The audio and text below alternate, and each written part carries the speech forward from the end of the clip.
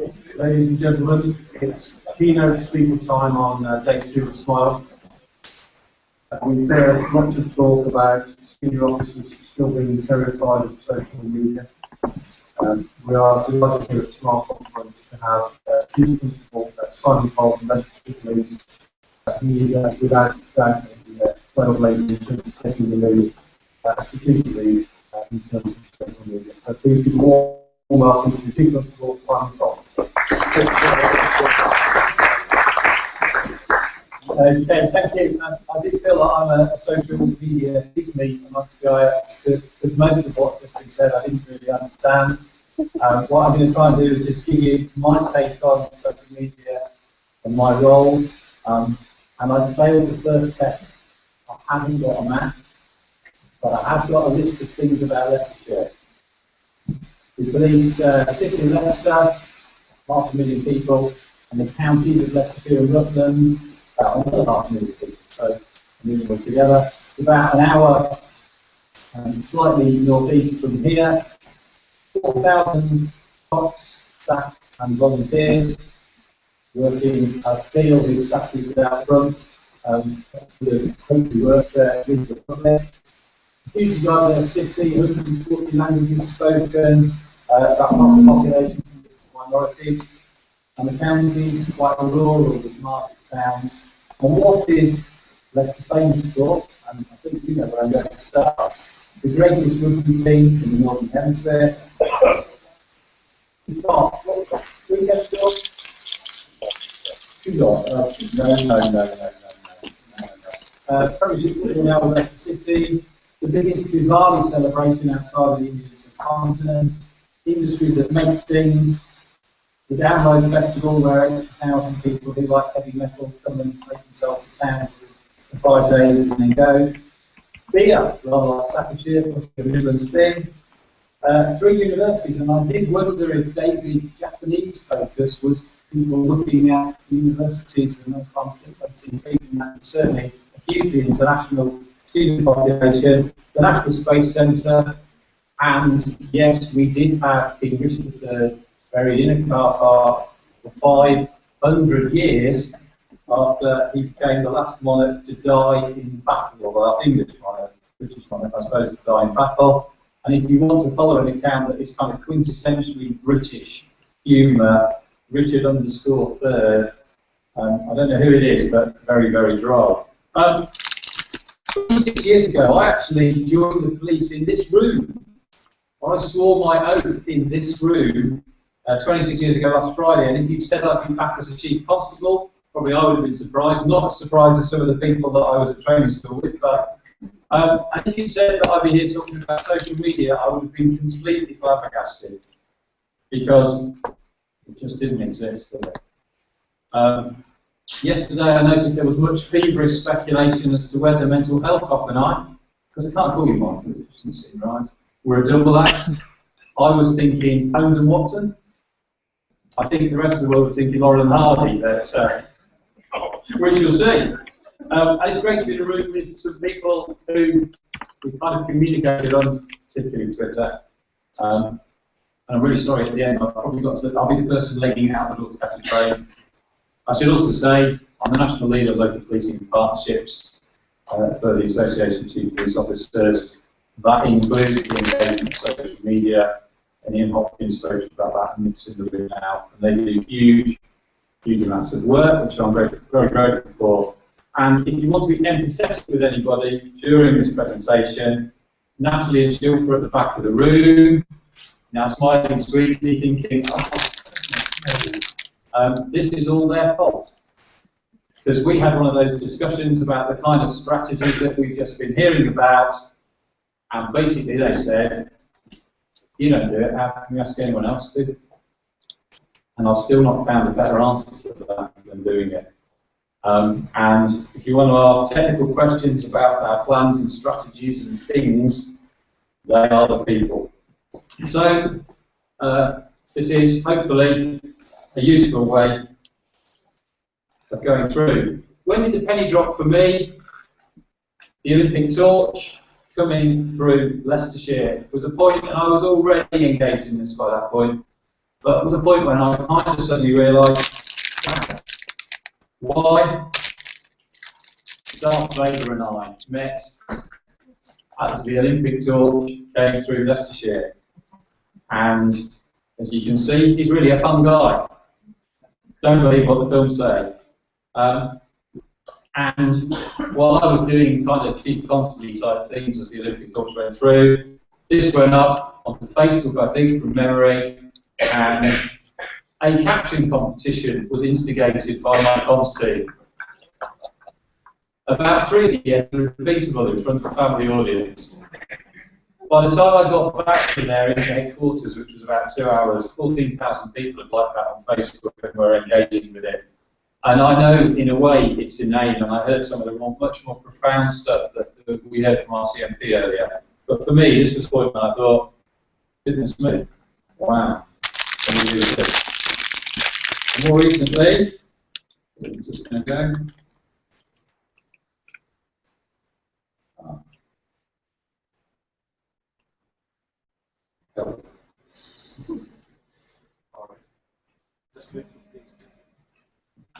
Second, no, we can prove them. Oh, it may have kicked out.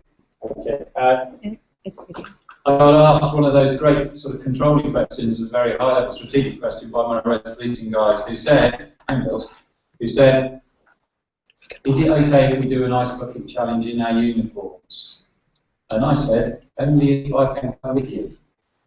What they didn't tell me was they were going to wear their waterproofs. You can find it on YouTube. But I'll tell you what, I must have been told by my own colleagues and staff 100 times in the week since that happened. So you asked for the challenge us. So you asked for the challenge us. And I do want to just talk about internal aspects of it, particularly missing. And you know, we've seen all sorts of data. We've seen 800,000 people looking at things. This is a really, you know, and I am preaching to the converted, but sometimes the converted need to remember how big this is getting and can get and can be. And look at the impact of that simple thing. Look at how there's a penetration across the world, and it is globalization going on. This is one of my predecessors, Frederick Goodyear, sideburns like a pair of otters. And he was big in social media, because in 1839, he was putting stuff like that up on posts and walls and gates, which is a £200 reward to solve the murderous outrages of people being shot at on the roads into the city of Leicester. And I guess my sort of challenge to my peer group is, about a third of British people now are on social media in some form, some are actually than others. What would Frederick be doing? Because, and somebody else has said it this afternoon, what we can do is put our message in place where it's most effective. And that might be a board by the side of the road. It might be a poster. It might be a front page of a paper. But it might be into a virtual world. And so, you know, this is where we came from, whatever years ago. So, why would we not continue that tradition? I want to try and talk about some themes around internalising and externalising, crowdsourcing, partnerships, advocacy, transparency, and the person covering it. I was going to go on the train, and I looked at this and thought, it seems very positive. Well, sometimes it isn't all positive, and I think one of the things to achieve is, you know, you've got to answer questions pretty honestly. And as we would be wrestling, and probably the Boots we've said that earlier, you know, someone came up to me at a public meeting and said, your cops all hacked off because they don't like the new ship. You would answer them. So actually, why wouldn't you not answer them? They ask you that on the platform. Internally, I think it's something that I would venture to suggest we forget. We are a relatively big organisation. Cops don't always see the chief. What is the chief? What do chiefs do? They go. Well, they can ask me, they can follow me. I've got numerous examples of exchanges with just the kind of neighbourhood teams that we've heard about. I'm thrilled to bits that we've got specialist units now, our firearms unit are regularly tweeting and putting out information about what they're doing. And at the moment, you know, one of their taglines is AFO School, Authorised Firearms Officer School, and they're following a set of recruits through the training process for firearms officers, and you can ask them what they want and they'll tell you what they're doing. It's about trust building within the organisation, and certainly I religiously do say one every week, and we reckon about half the organisation looks at it, which isn't bad. But that's about, this is going on, this is really good, have you seen this photo, this is a bit of an issue at the moment, and by the way, the target is really absolutely there. Is it reachable? I don't know, it's good to tell me. And so I don't think you kind of forget that, seeing your colleagues in the room, it's not easy to communicate through your organisation. We are a 24/7 organisation that cover a relatively manageable geography, but some of you are in a huge geography. Why not? Why not engage with people on issues? Why not answer? And why not encourage them? And there is something, you know, we regularly hear people say, or we encourage them, not speaking to them themselves, but I think that's quite true as well. And it's also a bit about being a human being, which is sometimes a bit of a balance to do. Externalising, remarkably similar, but the engagement point has been made, and I think you are an audience that gets and knows that. But it is about engaging. I was sat on Friday at the Leicester Hate Crime Conference, academic groups of work by the university, really important topic, not all comfortable viewing for my thoughts in terms of what it reports. And I was able to engage with people who were commenting about the event, some of whom were in the event, some of whom weren't at the event, and have a debate. And that, from my perspective, gives me some insight into what people are thinking and doing in the area of our police, and also gives me the opportunity to put sometimes outside of the story. And that is externalising it. The local paper yesterday, one of their lead stories, because they had 50 cars, was police crashed 3 cars. And that was one of their lead stories, and they pushed that. The headline could have been 4 officers injured, capturing 5 alleged robbers. But they didn't have photos of that bit. So we have to try and find ways to push back and explain what's going on, and engage, and be accessible, and be personable. And people, it is not uncommon for people to say, do you really do those tweets yourself? Yes, I do. Spelling mistakes, bad punctuation, and everything. It's all right, and I just think it has to be. I don't know if you can see that picture. It's somebody sunburned with a white back over their stomach there, they're not there. You know, young people have bought business for the police service, for my thoughts, and I guess for many of you in this room. You know, they disproportionately are represented from the people that we deal with as offenders and as victims. 96% of them are on social networks. It is an obvious place to engage and communicate. Be that from sad old middle-aged guys like me, through to our field safety team, through to our neighbourhood team delivering neighbourhood initiatives, through to the Leicester Riders basketball team, who do loads of work with offering diversions, through basketball.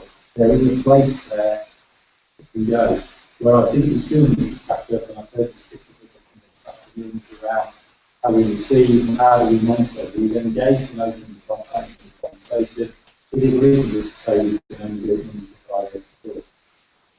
I think that's a real challenge for all of us, and I think we've got to push those kind of hours of operation. You know, this is how some parts of the world work, and we've got to get too.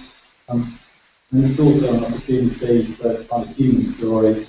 I had this afternoon, whilst being here, enjoyed watching PC Varney, the beat officer for one of the most diverse areas in Leicester, and do his hospital challenge. As far as I can see, the pictorial evidence involves about 500 under 11s repeatedly pouring big buckets of water or vapour. He is one of our real characters, he's a real asset to the cause, and he's doing stuff for the sake of faith.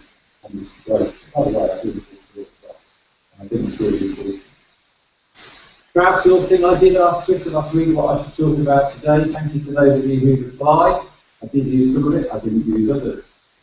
You've used it as you're in your role as College of Policing's recruitment on mental health issues. What's relevant, you know, and I know you made a point earlier about service users actually contributing to the design of service. What is important? You know, we do that through surveys, we do ask for them so often. I say, it is quite democratic, it is inclusive, it's also quite time consuming and challenging. And one of the downsides of doing this myself, that when my wife here, she would say, I spend too much time with that iPad thing, that tablet device. You know, that is a disadvantage, you know, the practicality of doing that. It's also an opportunity to influence and shape debate. And virtually all of the MPs, members of Parliament, the area that I police, are on the media. If Parliament is about to talk about something that I think is interesting, I might be offering some views on Twitter. I might be engaging in that. As a consequence of that, I have had discussions on Saturday morning stood in my kitchen about mental health care for young people in Leicestershire with an MP. I have had discussions with other MPs on specific cases. You know, there is a way of connecting there with the directness and accessibility, which applies to us.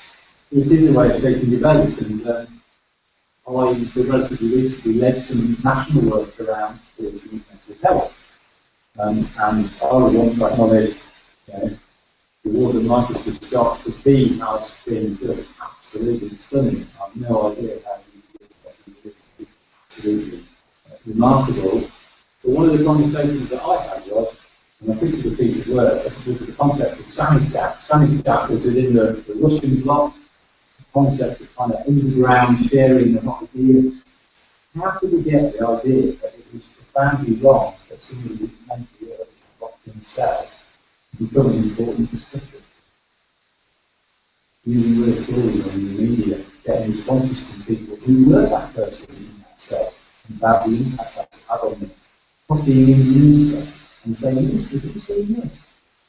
The minister not being dreadfully impressed by what we saw, and I stood behind it. There's a huge opportunity there to make a conversation and kind of form the genesis and start that conversation going. Then let's take it elsewhere. And you know, that was part of what I was trying to achieve.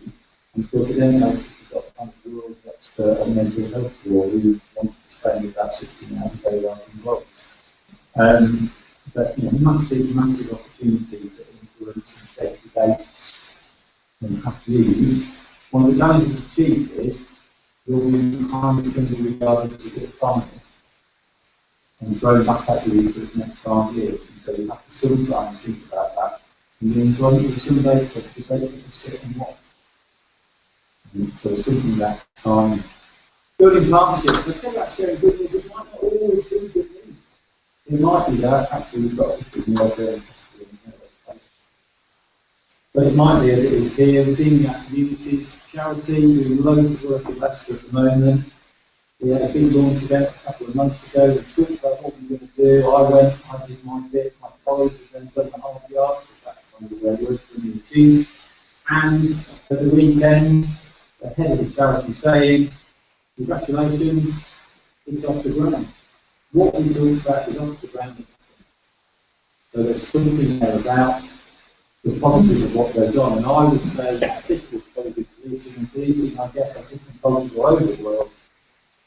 We do a difficult job, we do a job that can be hugely impactful and can be really challenging. And sometimes if you've spent the night doing a really difficult, demanding job, you can lose sight of the big picture of what the organisation and your partners do. And you can lose sight of the impact that what you do has on the public. Something I found not astonishing, but really tricky. A number of occasions I've put stuff out there saying, I've spoken to an officer who's in COVID-19. I always get half a dozen or more messages from members of the public saying, please listen well, please thank me for what I do. and I bring them out and send them to the officers. They need to understand that. There are people on their side, and we forget that because we deal with parts of the world that we live in, and it's often a really challenging day. We forget that most of the world that we live in is on our side, and there's an opportunity for that. There's an opportunity for sharing ideas, for developing things, for having some difficult conversations. This morning I've actually had a difficult conversation with somebody who is challenging something that we are now doing as a difficult. As a consequence of it, I've agreed that I would go with them and visit the place that they're concerned about and come and see it. That conversation started in the media, with them pushing at me and challenging why you're doing that. That looks like it might push rights, human rights, and me saying, well, let's have a conversation about it. So there's something there about consensus, there's something there about gaining consent, proper consent, and consent and the legitimacy of what we do. And the legitimacy is really, really important. Advocacy, the Leicestershire Police Plot Scheme is police liaison officers for the deaf. Officers trained in sign language, British Sign Language. Here, obviously, that trained in sign language, can communicate, have their Facebook site, you can contact them, there are some kind of messages that David talked about on there, some communication, some engagement. We, as a consequence of that, then run hostage negotiation exercises where, to surprise, I think, of the initial training officers, what they got back when they put in their armed challenge was in sign language. And we ran a whole 48-hour exercise a few weekends ago, negotiating the siege in sign language. Possibly symbolic, but why should it not happen? 10% of the population is concerned, really issues with needs. So, how do we do that? I've mentioned, might have done it probably too many times. Help for Rick RT, one of our cops with vascular gets diagnosed, he needs a leukemia treatment, we need to find him a match. I'll be straight with you, I thought I would be speaking at Rick's funeral, but a match was found. He has then set up Help for Rick and is now running a fantastic campaign to get more people from Asian communities to be on the register to be a donor around leukemia. Hugely underrepresented group. Massive presence on Facebook, presence on Twitter, actual presence now in the Gurdwaras, in mosques, and in a couple of weeks' time, when students come back, we're going to try and get 1,000 potential donors in the day in Leicester. Just have a look at that advocacy. Is that directly to do with Leicestershire Police? Not at all. The whole of the diversity that we serve, we were part of trying to save a Fox life and he was family partners trying to save other people's life. Not quite really, but a lot of them do. So there's something about advocacy and the kind of organisation we are. I don't want that to sound Machiavellian, it isn't. I think it's down to it, but massive opportunities there to diversify and look at what we're doing and why. Transparency and feedback, that is the Leicester Pride March the other weekend. That's Dave went with 5 team, he's a smart guy in a white shirt. With me at the back there, uninstructed guy in the Policing with Pride t-shirt. We had a really horrendous homophobic attack a couple of weeks before the Pride March, and Phil Kay, my assistant chief, saw that the victim was quite lively on social media talking about it. So I got in touch and said, we'd be really proud if you would be prepared to walk on the Pride March with us and do those things. And she said, I'm not actually going to answer this. I'd really like to do it. So, God bless, Dave, and she did it. And goodness was it symbolic, and that is, I hope, the kind of organisation we are. There's lots of values and initiatives and supporting victims. Kind of organisation that we want to be. At the end of the day, she said to say that's the first time I've smiled since I came back. What did we do? We walked through that city there, some 2 years, and made it a lap of the Pride side. So, what are the downsides of this then? Well, you know, on a Saturday morning, as I get up from my occasional day off, it is not uncommon that I have got somebody making contact with me saying, I called you an hour ago and this hasn't happened, or it's isn't consistent. And you just got to get up to it and to deal with it. And I can know the ops room get quite used to me going and saying, I think it's not really needed and I need to know what's happening in the job, whatever. Can you put a job on this? So it is about transparency. And you know what? If I walk to the shops and somebody says that, I do something about it. And there's a danger with the artificiality of that. It is an opportunity to explain about what you do. It is an opportunity to take feedback, and often that feedback is really positive stuff. Your team did a great job. You know, I called you, your team, and they were fantastic. And it's amazing what people are willing to share, but it's also important and symbolically important, I think, that actually you can access them to speak. And you can say, you realise you did a very good job there. You're built to a good job there. Whatever it is, that is hugely powerful, I think. It's also important. We did our awards the other day. We gave out awards for all sorts of things. We put people out in the media. So these are the kind of people you have to listen in your area. This is the kind of thing that we've got to do. Really important. Well, I haven't reached Phil Bratton's level of photos of people giving things out. It can't be that many things out. And the personal bit, which is kind of a bit of a balance. I don't talk lots about my family other than as the boy child and the girl child. That is completely different. You will not find photos of the family on the website. That again is deliberate. But you will find that I'm engaged around the union as my qualified referee for precious certificate earlier the week. And for those of you from our other countries that don't know, Nigel Owens is mentioned on there. He's probably the foremost referee. One of the things that is as well, I guess. And he sent me a message saying, great stuff, well done, have a good season. And I was really chipper about that. And when next week I'm refereeing Ashby under 14s against Obi Estonians, I will be carrying with me the wishes of the world's premier referee. So I do share a bit of me, because I think it's important that people understand that as chief, I live, I work, I bring up my kids in the area that I am policing. And so there is a bit of me. I'm quite excited that you two downloaded and ran the BS today. So I'm doing people. And a little bit frustrated that I couldn't make it load on my iPad at 6 o'clock. And I don't know why the tablets are available. So there is something about the balance.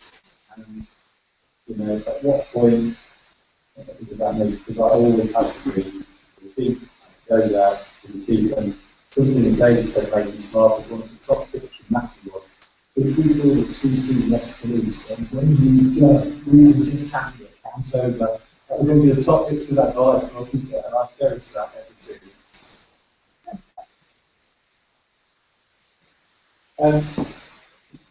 big public demos in the middle of Leicester. We used social media to dispel myth and rumour. I mean, some of the operational things I guess we would go back. But that is a real photo, a not at all staged photo from a demo in the middle of Leicester. I think it's really important that the course is with you, and I guess there's some of you who don't necessarily deal with the course with you. I do think that some of that is about you, the top person, to be engaged in this and delivering. Because it sets an example that makes it kind of unchallengeable for the equivalent in your course of naturally and super. Why would you do? And I have to say, there's a sort of question around police and crime commissioners. You pretty much all of them actually. They're on social media, some of them more active than others, but they are equally accessible and accountable. And then there's the bits I wrote down on a bit of paper as it was going through, and then I'm really happy to take questions, and then I am going to run out the door and try and train. Just some bits. We will shortly be doing, somebody said about TripAdvisor, we will shortly be going live with Wakewell Police. We will be asking people to, on a 5-star rating basis, rate the service that they have and comment about that service. We'll hopefully go live with that in a couple of weeks. Ask the Police is a website and social media feed that answers 700 and something commonly asked questions. Ask the Police, what should I do about amnesty party? My other half has a restraining order. They're at the door. There are 700 odd questions on there. In terms of demand management, give people information and then they be able to sort their problem out absolutely legitimately themselves. So Ask the Police is something that I would recommend to you, and we will surely be doing local police. Tomorrow morning, your first speaker, who I think will be alive at the moment, but so I won't necessarily mention his name because you might not want it out there. Your first question to him will be, tell him I was here today and ask him how he finished falling through Gary Green in the Mississippi Burn when I was his commander, knocking himself out and couldn't find him for quite a long time. So you can ask him that and give him my love, and he's okay, and now he's 7 years later. So why do I treat it as a chief? Because I want my thoughts to be legitimate, accessible and transparent. And if I'm not those things, how can my thoughts be? I don't get asked anything on the media that I couldn't get asked on the train on the way home, at a social event, when I go on for patrol, why you didn't do it.